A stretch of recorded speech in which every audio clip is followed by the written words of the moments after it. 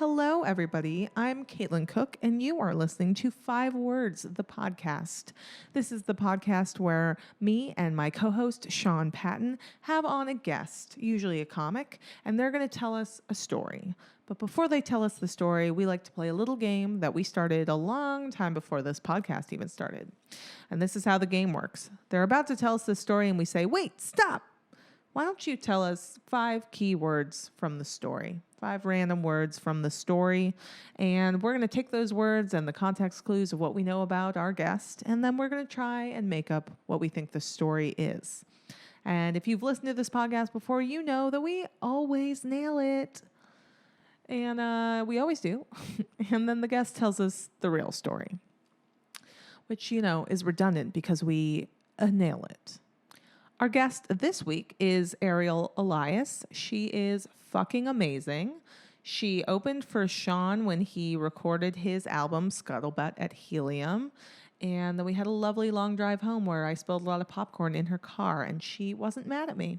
She's great. She's got a cute little dog named Bamford after Maria Bamford, so that should tell you that she has great taste in both comedians and dog names. And she's got a killer story for you. So enjoy the episode. If you want to see Ariel, go follow her on her social media channels. It's Ariel S. Elias. Definitely do that. Also, the reason I'm doing the intro by myself is because Sean is currently in New Orleans. He was opening for Bill Burr this weekend, but he will be back in New York doing shows this week, I'm sure, at the Cellar and the Stand and all the usual haunts. Plus, if you happen to be in Vegas or near Vegas, I think last time he did the Comedy Cellar in Vegas, I think he said someone drove like 5 hours to come see him, which is fucking cool. So keep doing that. Go see him in Vegas next week or in New York this week. I will be at the Odd Rock Comedy Hour at QED on Saturday. So if you want to see me, you can do that. Or if you want to see me in my natural habitat, please come to Good God on the 23rd of this month. We just confirmed a very, very special guest that I'm not allowed to say the name of, but let's just say she is a broad city who lives in the city. Yeah, you get it. She just had a special drop. She's going to be dropping in on Good God. That's in Bushwick in Brooklyn on the 23rd. So next week, keep an eye out for that. Get your tickets before it's too late. And if you're not in any of these places, fucking listen and enjoy the episode. And it's a home run. I'm calling this... There's a crowd. I'm calling this episode before it even begins, which it just did. So as it began, if I were a baseball commenter, and I said that like what? Baseball commentator, tater? Yeah, Commentator. If I were a baseball commentator and I called the home run like right after the dude threw the pitch, before the guy even swung, that'd be pretty funny. But also distracting. Just like, and the pitch, home run! And then the guy just distracted and then hits a home run because he wasn't thinking too hard about the pitch and just swung wildly. Home run. That's what I'm saying. This is your new dream job? This is how I like to confuse and frustrate the audience before we start. Yeah. Because the episode's going to be so good with this week's guest. Guest number 2,471 or 35. I don't know where this is going to fall. You decide. 33. My dear friend, the wonderfully hilarious comedian, Ariel Elias. Hey. Whoa. Oh, my God. We've never done that before. I'm not shitting you. In What? unison? We've never Say it in together? unison introduced someone before. Oh, I think you should shit. make a wish. Yeah. Me or Caitlin? I think all 3 of us. Let's all make Oh. a wish at the same... Let's Okay. say it out Ready? loud together Good and call. see if it happens. Okay, Okay. on the count of 3. Right? Yeah. 1, 2, 3. I Money. wish it would stop raining. What? What did you say? I said I wanted to get a dog. What did you say? I said I wish it would stop raining. I And you said money. Money. Money. I hope That's- that happens for all of us. Yeah, but that's Yeah. some real Gentile privilege that you Yeah. can just say that out loud. Yeah. Money. Yeah, I mean, why? Because if I was Jewish, it would just actually happen. someone would just show up and start throwing money Well, at the me. network does engage like Alexa. If you just say money as a Jew, Yeah. something pops Yeah. up, and An somebody ATM brings just starts you. spewing cash at you. That's how we use ATMs. Right, the horn lights up, Right. and right. it's sort of like a bat signal. That would actually be a hilarious, like, if you just see like a Jewish person walking past an ATM and they just look at it and like tip their hat and it starts just pouring money out? I've like walked by dimes on the ground, especially like at my poorest, where I was like, I need that dime, but I'm not gonna pick it up. You didn't pick it up. I would pick it up. I was too self-conscious about the stereotypes. Oh, interesting. But if I saw you from a distance, even close, if I was walking next to you and didn't know you and saw either one of you pick up a dime, I would never assume Jewish. Yeah, I mean, maybe not, but No. I guess when you bent over until your tail showed. Right. And I'm like, oh, there. it's really hard to hide it then. Yeah, it's hard to hide the horns. Where did the horn thing come from? I'm assuming truth. it's a devil. Oh yeah, probably. Yeah. I also just watched Jojo Rabbit, so I'm a little like in that mind space I haven't of like seen it yet. Jewish propaganda. Wait, what's Jojo Rabbit? It's a movie. It's a movie. Is it out right now? It is. Well, yeah, it's out right now. Yeah. Is it about a rabbit who's coming to terms with his Judaism? No, it's about a boy during World War II who was in the Hitler Youth, who Hitler is his imaginary friend. It's like a funny Nazi movie. I was Okay. like really ready to hate it, and I didn't at all. I really liked it. I Okay. liked the trailer. It had an interesting tone Yeah. to it. Yeah. Anyway. Yeah. I don't think I'm very anti-religion across the board. But if it was like choose a religion, you got to do one. Which is what the truth is. Yeah. You can just choose But your you can religion. choose. But I'm talking about from birth, like Okay. pre-birth. If I could like pre-program, I think I would have programmed myself to be Jewish. Why? I tend to get along with Jewish people more, and even though every religion has its annoying shit, but like I feel like Jewish people tend to have seems more about community than it does actual doctrine in some cases. Sure. The belief aspect of it can be pretty minor. Like here's the thing. I feel like even when I've had conversations with like very Orthodox Jewish people, they don't talk about God or Jesus like it's fact. They don't even talk. I've rarely had much talk about religion, period. But growing up in the South with a lot of Catholics in my extended family and growing up around a lot of Catholics, they would just say shit like, well, and as you know, Jesus will, when Jesus comes again, Right. those people will just be sent off to hell. Or, well, God did it took him 7 days, If only he had an 8th day, maybe he could have worked on your problems. And it's like they just talk about shit. Like Catholics are fucking insane. I know I'm isolating millions of potential listeners right now, but you know it as well as I do. Like there's just like in my experience with Catholicism, there's just a lot of like, Jesus is right and there's no question about it, and we're going to talk about this like you agree. And if you don't, we're just going to repeat what we just said. Whereas I feel like with Jewish people, it's just been like, how are you? Oh, are you doing well? How's your family? Definitely depends on the spectrum. Yeah, I How know. Jewish you are. Yeah. Yeah, I know. How Jewish were you raised? I was raised conservative. Did you have a bat mitzvah and stuff? I did. And because I grew up in a small Jewish community, it was like you really had to like lead the service and do all that. Like we didn't have a cantor. Yeah. So you had to learn all the prayers and do Well, everything. there's other delis, I'm sure. Such a terrible joke. God. That was pretty good. That was pretty good. That's why I'm sorry. Something. All right, continue. I'm sorry. No. This is your show. I'm just happy to be here. So like, we didn't like light candles on Shabbos or anything like that, but we also, we didn't have a Christmas tree, anything like that. I grew up like very obsessed with Christmas because it was forbidden. And I would like go to my friend's house and they would let me decorate their tree because they were all over it. And I was so excited, and I would put like every single ornament on the tree. And they were like, hey, you don't have to do all of them. Yeah. I was like, absolutely, I do. Yes, I will. I'm so making up for excited. years past. This is great. Yes. This is amazing. And then when I was in college, I like worked for Hillel and had a brief period after Birthright where I fully bought into the propaganda and like tried to keep kosher a little bit, which is so stupid in New Orleans. That's so fun. Wait, you And were now- living in New Orleans by this point? When I went on Birthright, yeah, I went in college. So wait, because Caitlin went on Birthright, but also pretty late. But I went when I was 26. Yeah. Oh, I was 20. Okay, so you were like what they want. Yeah. Yeah. They want you when you're young. Impressionable, Yeah. excited to drink wine without a parent or like a fake ID. Yeah.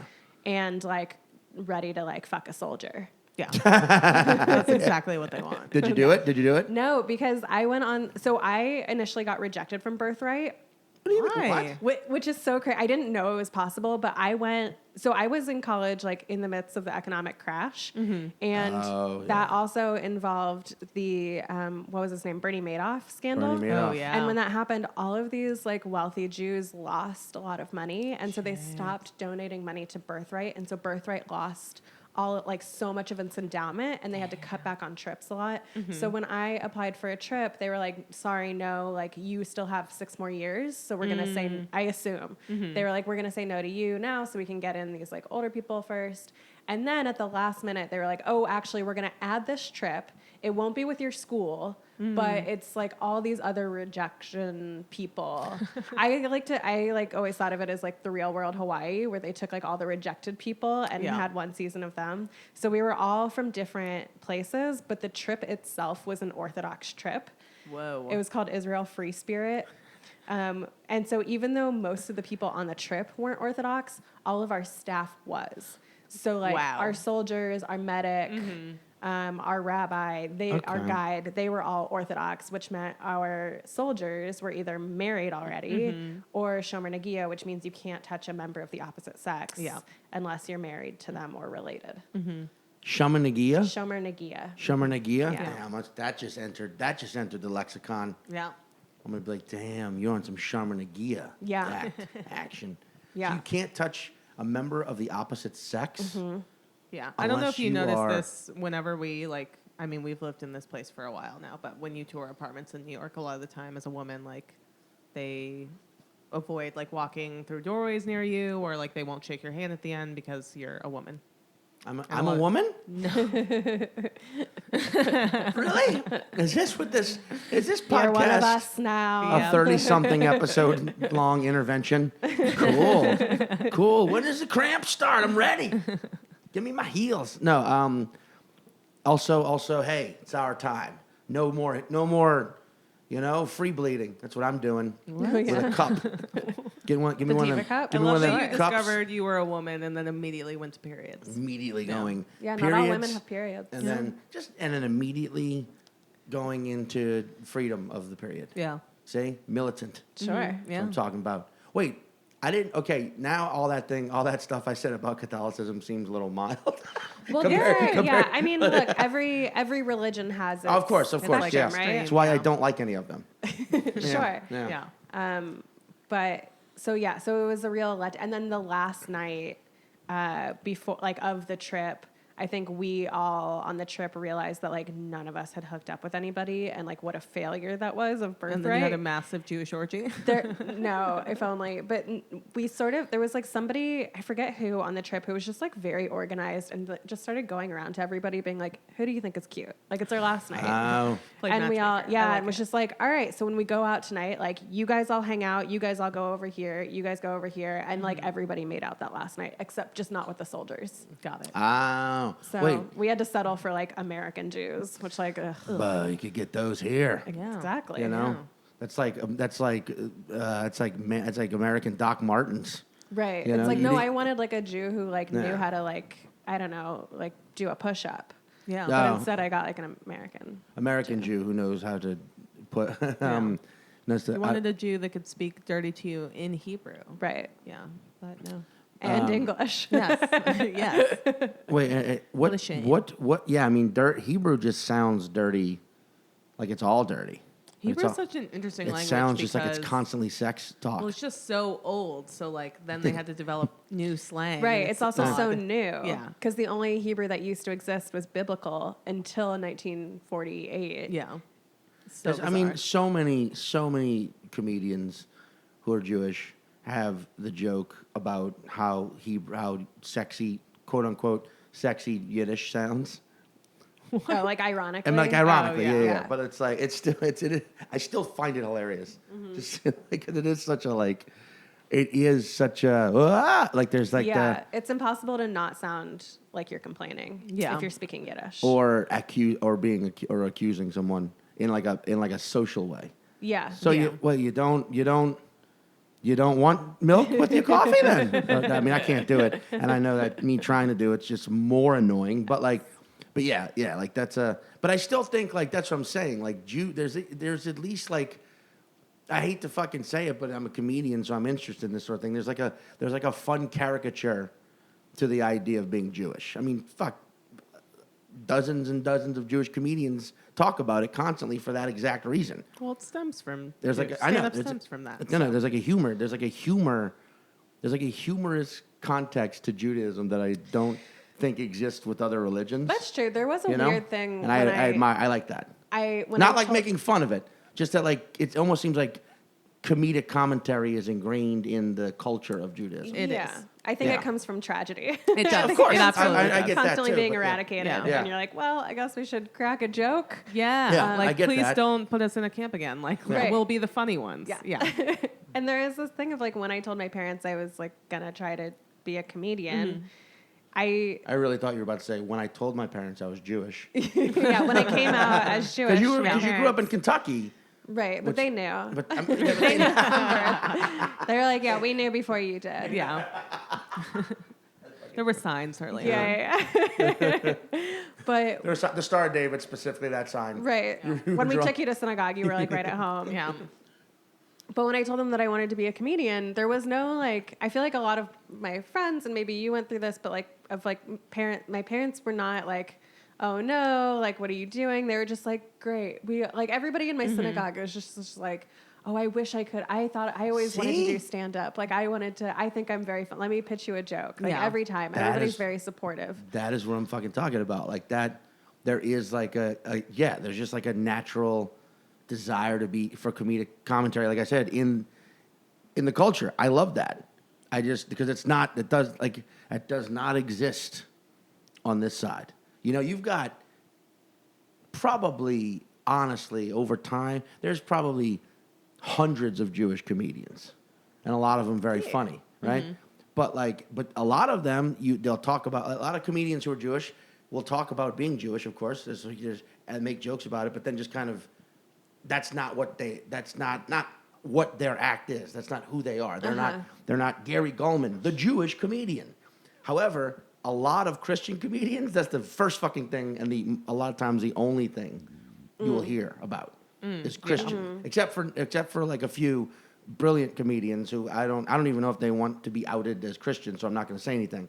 But there's like a handful of brilliant comedians who are very Christian, but they rarely ever they don't talk about it on stage. Yeah. But like Bargatze, I'll say him. He talks about it. Like Bargatze's Christian, but he does not talk about it on stage. He's just a brilliant comedian. Whereas I feel like a lot of other Christian comedians, definitely all they talk about, because that's Christian. There's no humor to it. It's all this just message you've got to constantly be driving down the throats of everyone who's not also Christian. Whereas I think a lot of Jewish people just tend to be like, well, okay, if you don't believe, fine, but I do. But we can interact like people. Again, I think that is about the extremism of where you sit. I understand that too, yes. Yeah. Which is why at the core of this statement, I still don't like any religion. Because it all goes back to, well, in some way you're going to have, and at some point you're going to get to a line where there's going to be a talk about like, well, join us. Yeah. It's like, I think Jews are also just so happy for the numbers. Yeah. That we're just like, yeah, whatever. Like if they, fine, you're one of us. Yeah. Yeah. That's what I'm saying. Like, you can't leave. Yeah. And I know there's extremists and everything, but there does seem to be an extreme amount of rationale in the Jewish culture that doesn't necessarily exist, modernized anyway, in like most modern cultures, in religious cultures, I'm saying. Well, it's built into like question and right. I like that. You're encouraged to question authority. I admire that. Yeah. Like, I mean, I think I've told you this. I know I've told you this. A quick story. Years ago, I was hosting this show with Jay Larson on Esquire. I'm not legally allowed to say the name of it, but we were at a bar in L.A. and the producers sat a real Catholic priest and a real rabbi next to us. Because the producers thought it would be hilarious for us to notice a priest and a rabbi and make jokes about it all night. But Jay and I it was a show where we drank a lot of alcohol, so we were both kind of tanked. Pretty fucking, at this point, it was the last bar of the night, a place called MS, I think it's called MS Bounty, something Bounty in Koreatown. Very cool bar. But we were there and we're drunk. We've been filming all day. And neither one of us are up for this. We're like, this is a one-note fucking thing at best. Yeah. So instead, we just start having a serious political and religious conversation with this rabbi and the priest. And they were both very nice, but the priest was a priest. And like if you've met a Catholic priest, you've met most Catholic priests. They're all pretty much the same guy, right? And the rabbi said something that he was like, I don't believe in God. And Jay and I were both like, interesting. And the priest was like, what? And he's like, well, not in the sense that everyone else thinks of God. Every other religion thinks of God. I don't think it's a man with a white beard in a cloud with lightning bolts hanging from his belt, which that was one we thought was hilarious. Like, I've never heard that one before, but I guess if he's going to grab the lightning bolts from somewhere, they'd probably be on his belt. Yeah. You know? Next to his cell phone. Right there. Yeah. The modern day Zeus. I like it. Like probably the lightning bolts have a little holder like those cell phones holders do, you know? Like, you see like your dad wearing. But he's like, I don't believe in God. I don't believe God is this almighty being that cares if you pray to him or not for forgiveness or whatever. I think God is when you see a homeless person and you buy them a sandwich, or you see an elderly person fall in the street, you go and help them, or you see... You stop laughing long enough to go and help them. Right. Or like a friend of yours is in pain and you can comfort them. Like, that's God. God is humanity at its best. When we are at our best, that is God. And Jay and I were both like blown, like, oh my God. And but this priest was like, well, but also, and then of course started throwing in little accoutrement, like, but also God is, and Jesus, and well, also Jesus died for your sins, and and he was trying. The priest was simultaneously trying to jump on the bandwagon while keeping one leg on the ground he stood so firmly on. But it was a moment of like, man, if I was like lost, that would have been a very helpful thing to hear. Questioning your own like beliefs and shit. That was like, man, that really got me. And like, I've heard that from a lot of rabbis or something along that line. I would never fucking hear anything. You'd never hear anything like that from a Catholic priest, because it would all have to go back to, but Jesus did it all first. The Son of God, undeniable fact, died for you. If you don't believe it, you're going to hell. However, like that was my point, I guess I made at the beginning of this tirade, was like that it seems like most Jewish people, there's a rationale built into the religion. Sure. In moderate circles. I get that, because I also live in Brooklyn, where where the neighborhood we're in, we're sandwiched by hardcore Hasid neighborhoods, and there's some, occasionally like, oh, they don't like me at all. I'm just going to keep walking. That's very true. Yeah. What were we talking about when we jumped on the podcast? Something about a woman getting mad at you? What was the story? Can I set this up? Yeah, please do. So there's this comedy club in Hasbrook Heights, New Jersey, called Bananas. And Ariel opens for me. We go back. We're friends since then. We're both, I know you're from Kentucky, but I always consider you a New Orleanian because that's where you started comedy. Yeah. And that's where we met. Did you go to Tulane? Yeah. Okay, that's what I thought. Oh, you did? Mm-hmm. I thought you were a Loyola kid. Dang. No, what a twist if I went to a Catholic. I know, right? That's what I'm saying. Yeah, right. Good point, yeah. No, we always called, it was like Tulane was Julane and Loyola was Goyola. Oh, that's right. They're also right next door to one another. Right. Yeah. Not even separated by a fence. I think they just bleed into each other's campuses. Because walls don't work. No. Boom! Take that, TU. Wait, so you Trump went to administration, not Tulane. Tulane. Did you start performing when you were still in college there? Right before I graduated is when I started. When I was like, oh, I don't have a job lined up. I'm graduating into a recession. Like, maybe I could just be famous. Yeah. And it's going great. I mean, in this economy, once this that's podcast drops, boom. in this economy, that's equally as smart of a plan. I mean, it was a thing of like, well, this thing that I've like worked towards, there's nothing for me to do with it. Like I have a Spanish degree. I graduated and like got a temp job because that was it. So it was like, well, then why don't I just try a dream? Yeah. Like, let's Why do not? it. Yeah. You're Yeah. 22. Why not? So yeah, that's where I met you because you had already left by then. I already left, but when But you would come back. Yeah. And I would see you there. And then I met Ariel at the Carrollton Station open mic, which place, is good I place. did not start doing comedy. I did not start doing comedy there as far as like my first time, but I started doing comedy there as far as that was like my stomping ground when I was in New Orleans. Anyway, so Ariel comes on the road with me. This was last year. We go to this club, Hasbrook Heights, New Jersey, Bananas. It's a good club. It's in like the lobby of a hotel. And they got like a good audience. And then, so I think it was the early Saturday show. Yes. So Ariel's on stage having a good set, and then this starts happening. It was actually going like fine. Yeah. Okay. Like nothing bad, nothing Yeah. good. It was fine. There was this group of people together. We found out later, I think they were all real estate agents who were there fun. together. Yeah. And I told this one joke. I mean, look, everybody in that audience was like not necessarily my audience. They're all middle-aged, suburban, like the kind of crowd where like I will not bring up my political beliefs because I know we're not on the same side. Right. Which is fine. I mean, I get it. Right. But so then I tell this one joke, which like I don't even tell that often anymore, but it's about how when you see like a kid on a leash in New York, you're seeing the origin of that child's fetish. Like it's like so upsetting. That's a funny. That's fun. I don't know why you don't tell that. I Much still tell anymore. it sometimes. Okay, It's yeah. just like in short sets in New York. I don't tell Right. it. And then long sets when I'm like, fuck, I've never done stand up before. I remember I have these jokes 25 that are like, minutes. Yeah. Let's do it. Yeah. We're like, I can't do that. And I've thought that for the last 5 years. So I tell that joke, which is like, it's never gotten like a bad reaction. And there was this one woman who was like sitting towards the front who just goes, you don't have kids, do you? And like says it pretty, like during like a was silent loud. moment. It was Yeah. loud. Yeah.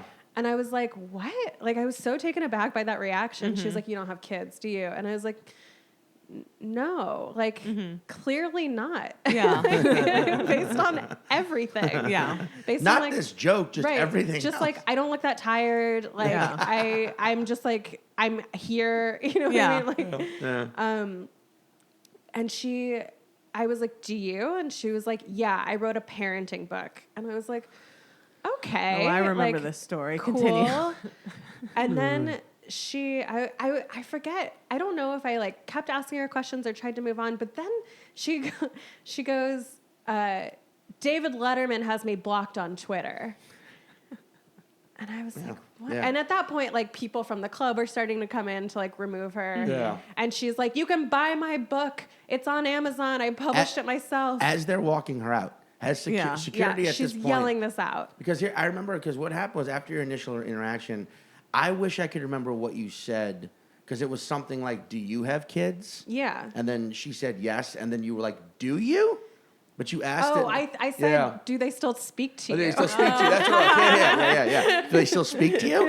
And that got like a big laugh. Right. Yeah. And that was when they came She over and were lost like, her mind. Yeah, but that's when they like it was like all right, now you're out. But because it was as she was standing up, she's like, David Letterman has me blocked on Twitter, and like saying it not to Ariel, to the room. Right.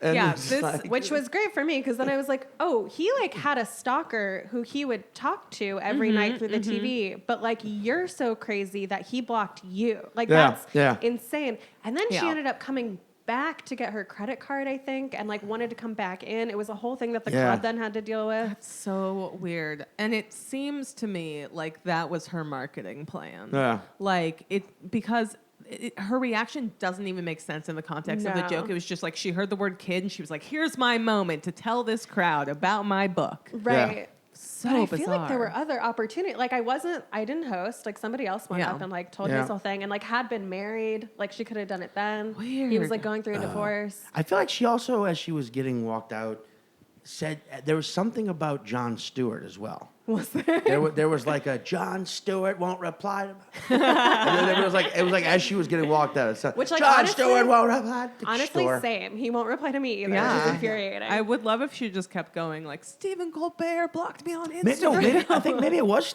there was more than just a Letterman. I think there was a. I might have it record somewhere on my phone. But it was hilarious because everyone was just like, I've So never weird. seen Yeah. someone throw out a resume. Yeah.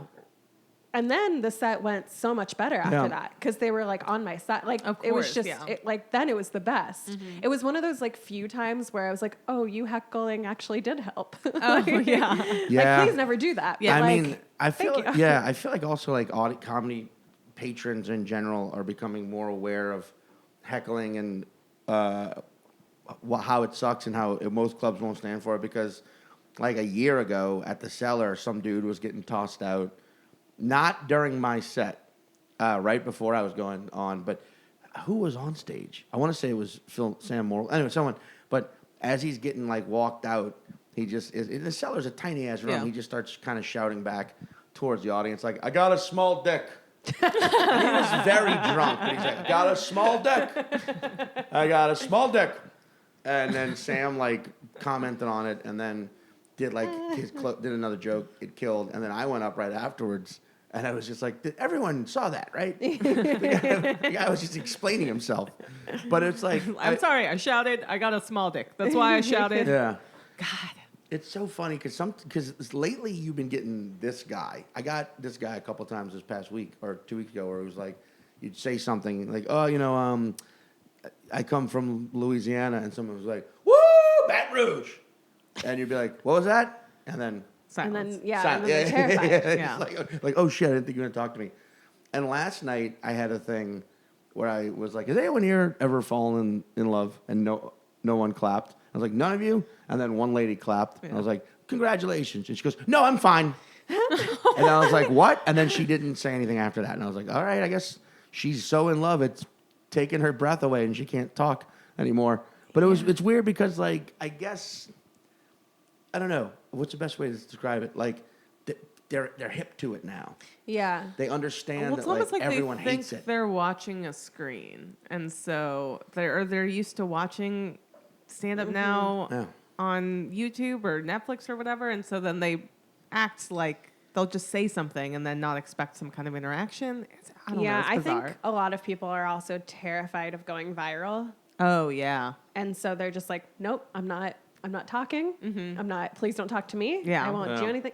And it sucks sometimes because like I've been doing this thing. I just like, especially when I get really tired of my jokes and I can't figure out how to write any new ones. Some on stage, I'll open it up and be like, does anybody have any questions for me? Yeah. And like, I do say it in a way that like gets a laugh if they don't, but Right. I wish that a lot of like, and it's interesting what people ask, but I did it the other night and it was also like a bad set and I was bombing in a way that like I had like flop sweat where I haven't had that in a long time and I no. froze up. And so I was like, does anybody have any questions for me? And it was just like crickets and nobody. And I was like, please, Oh no. please just anybody ask me something. And like nobody. Oh man. I wish some club would make like a little crickets like sound bite. And just when be when so someone's mean, bombing, though. just like cricket, and like do that, and then do another one where the crickets start heckling you, or like you just hear the cricket, the chicket, the cricket sound. This feels like a bit that you should do, but you won't bring sound cues around. But I'd like that. Maybe that's it. Yeah. I'm Maybe the you new should start. You're the new Sean sound Patton, cue sound cue comedian. Yeah. Boom. Wait, so we know we met in New Orleans. We know that you're a funny comedian who's dealt with people shouting their resume. Wait, real quick, before we move on, what do you mean David Letterman spoke to a... So David Letterman know about this? famously Yeah. he had a stalker Okay. like, who would like, she like broke into his house. Yeah. She would send him stuff. She would like get into lingerie and like be in his bed. What? Yeah. Yeah, And this super was crazy. a time when people, especially law enforcement, did not take stalkers seriously, and especially a female stalker. Yeah. And David Letterman, I think, saw it as like an opportunity to just like make a joke. And so a lot of nights when he would sign off, he would also say goodnight to her specifically, which is not what how you're you deal with supposed to stalkers. do with a stalker. Like, it's the opposite. He would fully engage, and then she's watching and would, like, get these. I think finally, like, it must have escalated and he stopped. But that's what he used to do. That is just... Yeah. He'd be like, good night to Sherry, or whatever her name was. That is such a interesting that's one day. I mean, getting into the mindset of a stalker is very... Oof. It's very... Yeah. You know, because, like, I've never had a stalker. I probably will never have a stalker. But I have had people engage me, you know, like a few over the years. So, like, I'm sure other people dealt with shit tons more. I'm positive of that. But a few people just, like, over-engage me on social media where and it's only once have I ever had to be like, hey, this is really uncool. Please stop. And did they? They did, but then about a year later, they started again. I just didn't engage. But what they were doing, it was this dude sending me clips of, like, gay porn, right? And it was a lot of jokes about, because I used to do a joke about watching gay porn. And then I was like, I'm not going to watch any of these. It's kind of like, it was like hey, I'm never going to watch these, so stop sending them. And then he sent a couple that were like, all right, well, these are from my personal. Ooh. And I was like, then that's when I was like, dude, stop. Yeah. Because every now and again you get that where, like, yeah, I mean, you know, y'all probably both know triplet as much as I do about this, but, like, there's times where it's just like, you almost want to be like, hey, I am never going to be your friend, lover, comrade, co-conspirator, collaborator, any of this shit. I'm making myself clear. But I would love to know why you think that. Can you give me a reason? Can you reason with me? You can't. There's I know never you can't. any, because I know it's like a It's a mental obsession. But we're one of our mutual friends that you also know, but I won't say the name of on here, was telling me about his stalker experience. I think I can guess, because I think I just ran into this person and heard this. We'll talk about it afterwards. But basically he sort of, like, got DM'd and exchanged, you know, a couple pleasantries. And then because you're, like, so terrified of offending somebody. Yeah, no one wants to. But it's also like sometimes people start out normal. They're just like, I enjoyed the show, and you're like, hey, thanks. Yeah, and then they say one more thing, and you continue. And then she started showing up to his shows. Yes. And that's really terrifying, because I've had a couple friends who are either in the service industry or musicians or comedians that have had stalkers, and it means that you either need to hire security, or you have to tell every place that you're at, or you can't promote your shows, which is your livelihood. So it puts you in a really weird position. And so then this person that we know had to get, like, his lawyers and people involved and tell his, like, agents and management, and his lawyer, I think, asked, okay, well, does she have anything on you? And he was confused, or like, what do you mean? And his lawyer was like, well, often when this happens, it usually starts with flirting, and, like, dick pics or, like, nudity is exchanged before it escalates into, like, oh, this person is kind of, like, infringing upon my boundaries in a more stalkery type way. And luckily, the person that we know, like, had not crossed that line. But, like, often, it gets to a point of, like, exploiting and blackmail. The person that we know that we talk about has never gotten an erection or sent. It's just definitely not a you know what I'm saying? Like, just doesn't have that. Yeah, think of the most impotent person you know. And that's who we're talking about. He's just like the most, but I mean most, like, such a good guy. Just such a chill person. So funny. So, like, he doesn't have that in him. But that's virgin. He's a virgin. He's a virgin. And that's why that's really why we're not saying by choice. Yeah, by choice. Yeah. We're really saying he's a Christian comedian. He's a 30-something-year-old virgin. He's a V-cell. Yeah. A V-cell, which is a voluntary. I thought you said very celibate. Oh yeah. I thought that's good for actually. I like V-cell. That's great.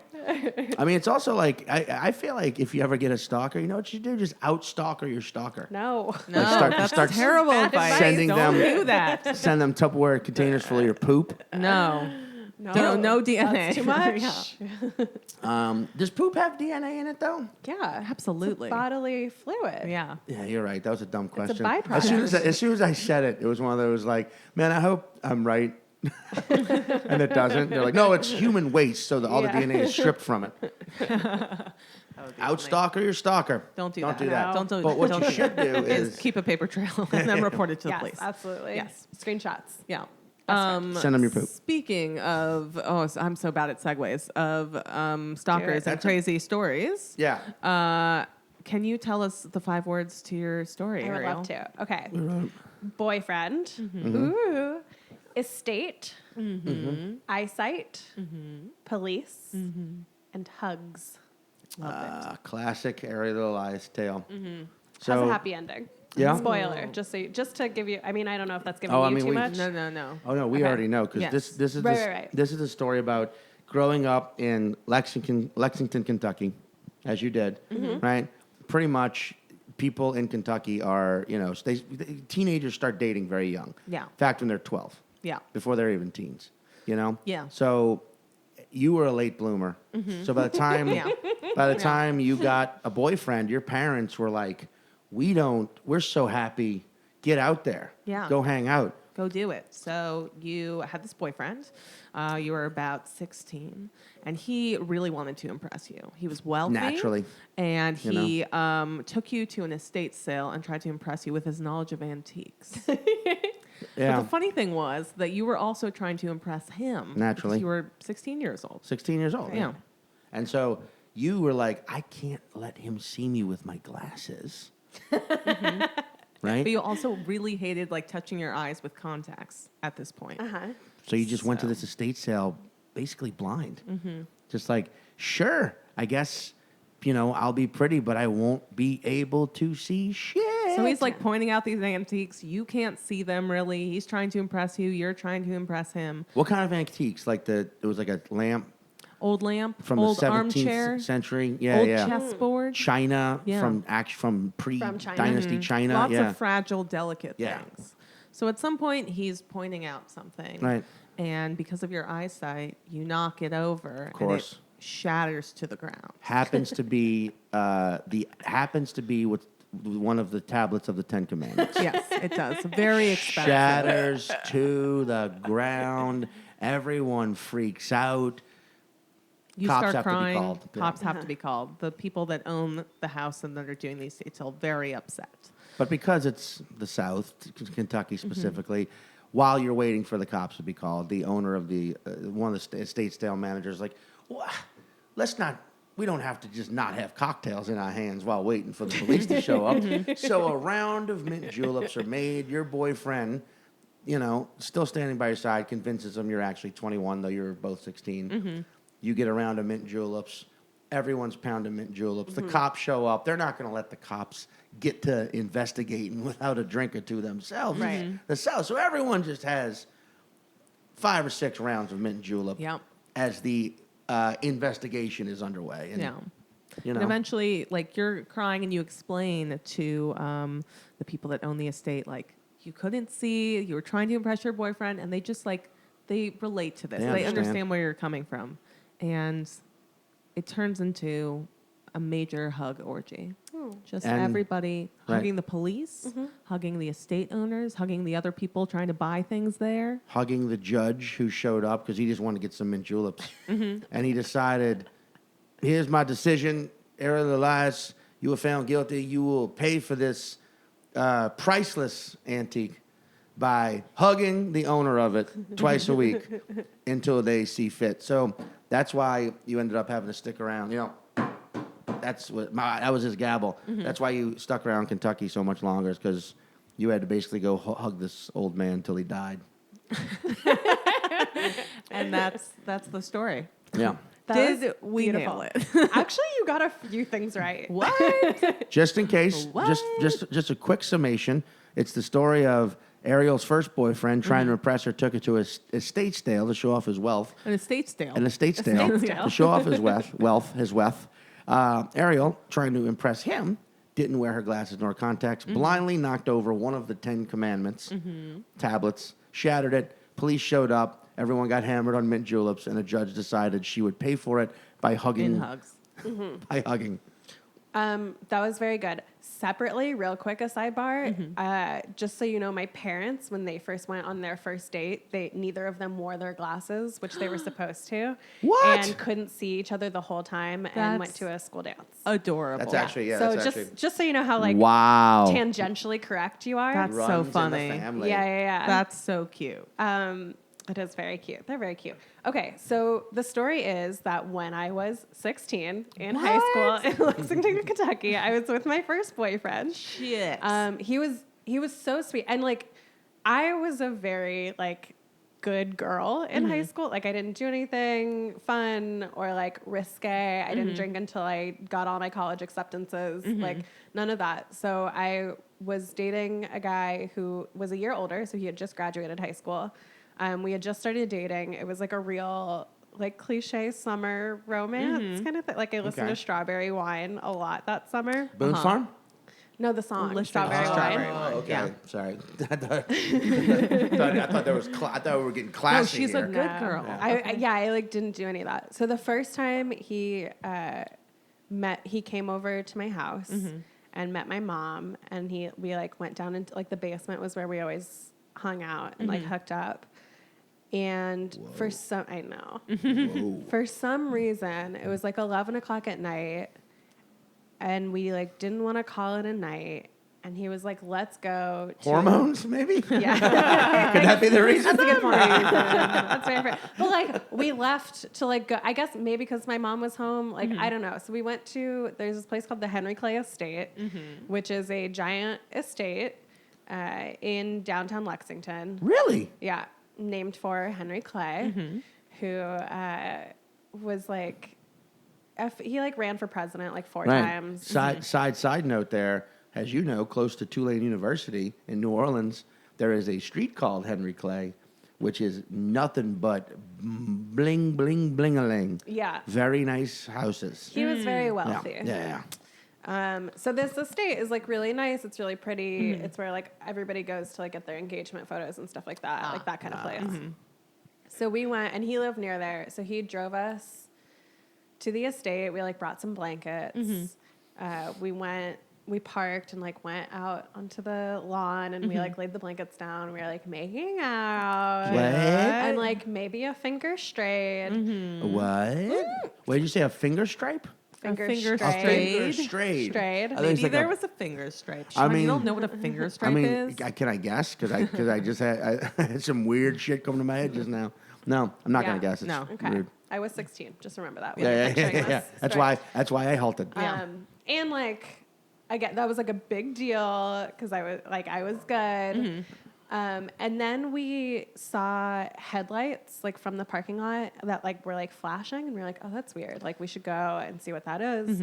So we like gathered up our blankets and we were walking over there, and it was a cop who was like, hey, what are you guys doing here? And we're like, oh, we're just like looking at the stars or whatever. And he was like, okay, well, you can't be here. Like the estate's closed. And we're like, oh, I'm so sorry.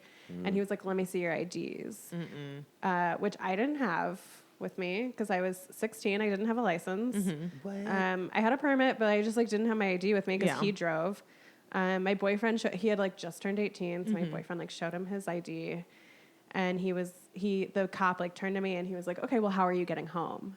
And I said, my boyfriend's taking me. And he said, is there any other way you can get home?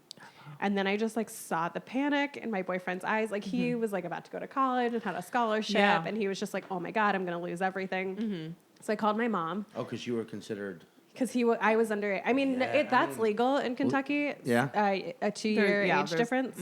Also, we didn't have sex, but like, but you are allowed to be 18 and 16 or 17 and 19. Okay. And fuck Makes sense. legally. Yeah. And you can get married at 14. Yay, Kentucky. So I called my mom and I was like, hey, can you come pick me up? And my mom was like, why wouldn't your boyfriend drive you home, who I just met? Right. And I said, well, apparently we're trespassing and he can't take me home. And my mom was like, what? That's ridiculous. Let me speak to the cop. So I handed the phone over to my phone over to the cop. And the cop is like I can only hear one side of the conversation, but I later found out my mom just like aged up her voice 20 years and was like, I'm very frail. I have terrible eyesight at night. Oh my God. I can't possibly come. My husband is out of town, which like, I don't know if that was true, but she was just like, I'm all alone. My daughter is all I have. And I just broke my hip. and he, Wow. and yeah, basically like it was like that kind of thing. And I heard the cop say like, well, how well do you know this young man who she's with, who she had just met? And apparently my mom said, so well, he's been a family friend for years. They've been my mom like fully came through. Props to your mom. So he says like, all right, I'll tell you what, I'm not going to arrest him. I'll let him take your daughter home. So he hangs up. He like looks at my boyfriend and goes, you owe this girl's mother a huge favor because she just got you out of being arrested. And my sweet poor little boyfriend is just like, okay, all right, I guess, sir. So he drives me home. It's like very silent. It's like totally awkward. We walk into my house and like my mom just like fully embraces him. Aww. And like, you know, like 2 hours before it was super awkward. They had just met. Like he's like, I'm her 16-year-old daughter. He's my first boyfriend. And they just like have this beautiful hug. And he's like, thank you so much, Mrs. Elias. She's like, Wow. and Saved we him are from jail. Yeah, and we are now permanently, both of us, banned from the Henry Clay estate. Wow. Finally, someone gets some fucking shit done. That's I'm so so old. I have. Can you bring her, officer? Because I need assistance. I have a very similar story that doesn't involve my mother, but it involves my high school boyfriend when I was 17 and he was 18 or 19. I was 17. And we were... Is that even legal in California? Yes, I think it's the same thing. Where there's like a couple of years where you can be near each other in age. If you're like a freshman dating a junior. I thought in California it was you had to be within an hour of one another, age-wise. Yeah. You have to be twins, you know. We like incest in California. Do you? No. Northern California.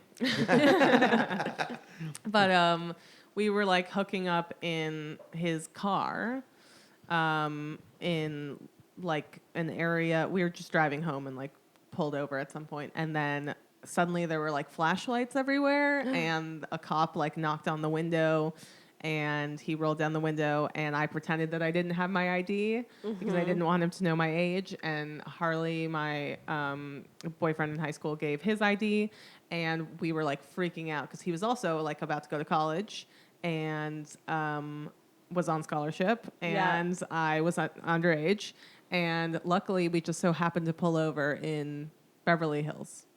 So the cop like looks at us for a second and just goes, next time, just do it in Los Angeles.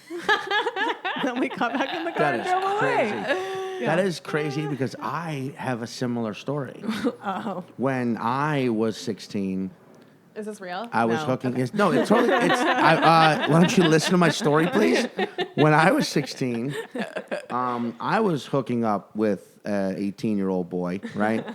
And the cops pulled up, and I freaked out, and they were like, do you know this guy? And I was like, no. And as they were handcuffing him, I just skedaddled. And it turned out he was a very high-ranking Louisiana official's son. So there was a warrant out for my arrest now, and I've been in hiding all this time as a man. So when you guys identified me as a woman, I was like, how did you guys know? I've been on the run for 25 years.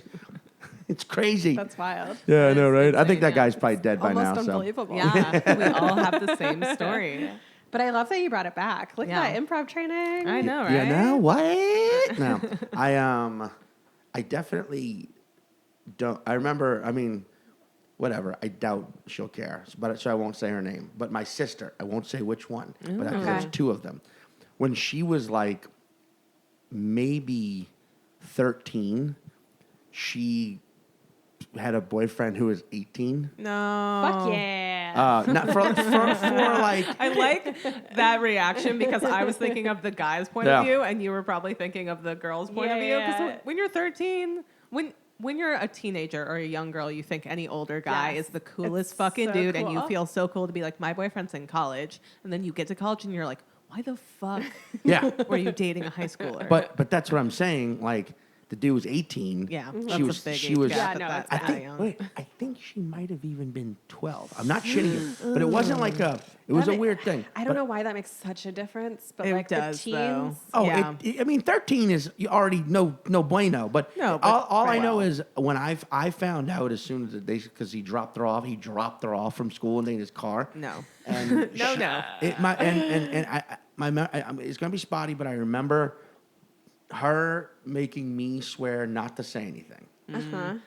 And then like that week, I got dropped off by the bus, and he was there hanging out in the driveway with my sister and all of her friends.